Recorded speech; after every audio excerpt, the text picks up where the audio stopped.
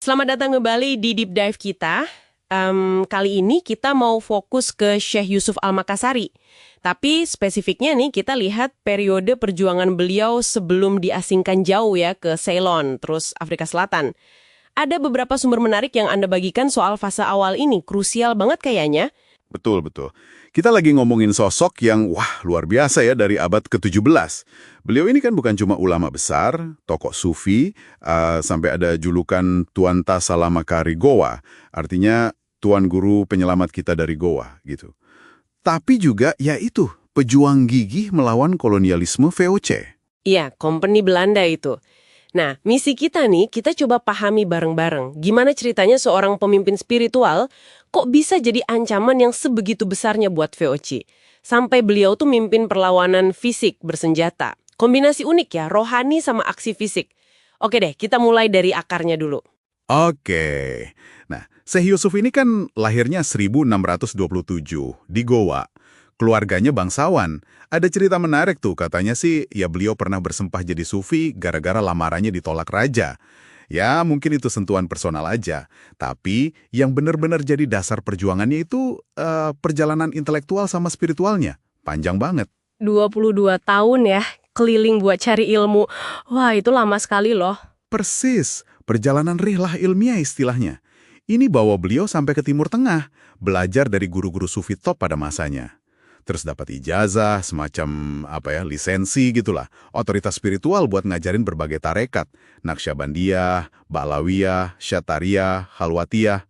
Nah, otoritas spiritual ini yang bikin beliau punya kredibilitas tinggi banget di mata umat. Dan ini jadi semacam bahan bakar tuh buat beliau menolak keserakahan, penindasan kolonial VOC itu. Jadi otoritas keorderlan itu bukan cuma soal ibadah ya, tapi jadi fondasi perlawanan. Terus ajaran spesifiknya yang mendorong ke sana gimana? Inti ajarannya itu al-tahalluk bi akhlak Allah. Artinya, ya meneladani sifat-sifat Tuhan. Nah, dalam konteks ini, berarti meneladani keadilannya, menentang kezaliman. Jadi buat Syekh Yusuf, ngelawan penindasan VOC itu bukan sekedar urusan politik gitu, tapi udah jadi panggilan spiritual buat menegakkan akhlak mulia. Itu landasannya. Menarik banget ya nyambungnya. Oke, terus setelah perjalanan panjang itu beliau balik ke Nusantara. Tapi nggak langsung ke Goa ya, malah ke Banten tahun 1669. Nah, di sini nih perannya jadi, strategis banget kan? Tepat sekali. Di Banten ini, beliau dekat banget sama Sultan Ageng Tirtayasa. Bukan cuma jadi teman, tapi sampai diangkat jadi mufti agung. Itu penasihat hukum Islam tertinggi kesultanan. Malah nikah juga sama putri sultan, Ratu Aminah. Janjian bongaya sama VOC. Rugi besar itu. Nah, dengan ngerangkul Syekh Yusuf yang punya pengaruh spiritual gede, Sultan Ageng berusaha gabungin kekuatan Banten, politik sama spiritualnya buat hadapin VOC. Motivasi Syekh Yusuf sendiri juga, kompleks ya. Termasuk mungkin kecewa lihat kondisi Islam di Goa setelah perjanjian itu. Nah, ini dia puncaknya.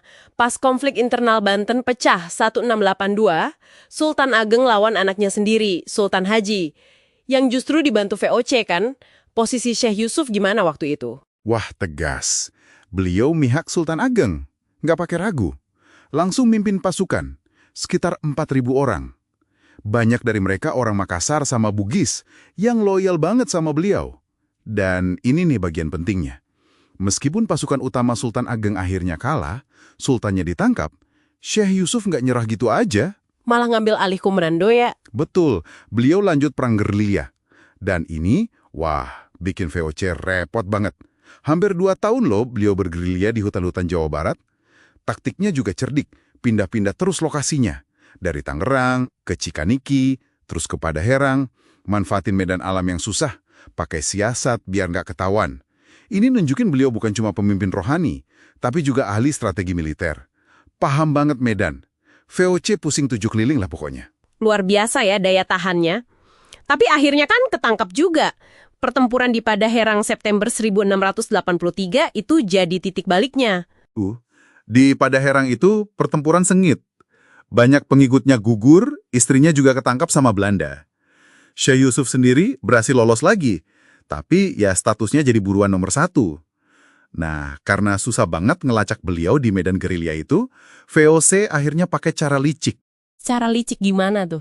Mereka berhasil nangkep putrinya Syekh Yusuf, namanya Asma. Terus, putrinya ini dijadiin umpan. Buat ngebujuk Syekh Yusuf biar mau datang, ceritanya mau diajak berunding gitu di Mandala Jala, Desember 1683. Ya jelas, itu jebakan.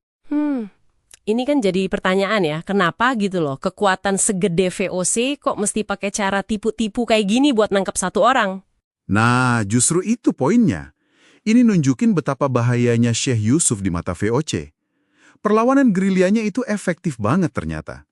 Kemampuan beliau bertahan selama itu nunjukin kalau beliau tuh susah banget dikalahin pakai kekuatan militer biasa.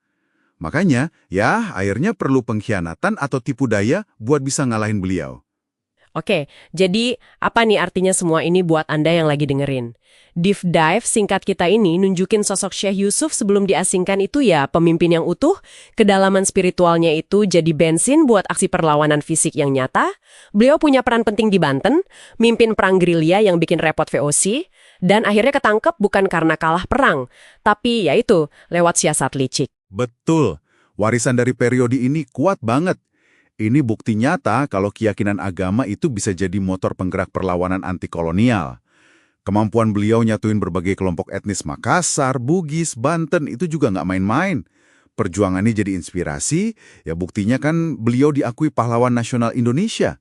Bahkan diapresiasi sama tokoh dunia kayak Nelson Mandela di Afrika Selatan, tempat beliau nanti diasingkan. Nah, sebagai penutup nih, ada satu pemikiran buat Anda renungkan. Kita kan udah lihat gimana fondasi spiritual Syekh Yusuf itu mendorong perjuangan fisik beliau ngelawan penindasan sebelum diasingkan. Kira-kira nih, gimana ya fondasi spiritual yang sama itu nantinya ngebentuk pengaruh dan warisan beliau selama di pengasingan, di Ceylon, di Afrika Selatan, menjangkau komunitas-komunitas baru yang jauh banget dari tanah airnya. Sesuatu buat kita pikirkan lebih lanjut ya.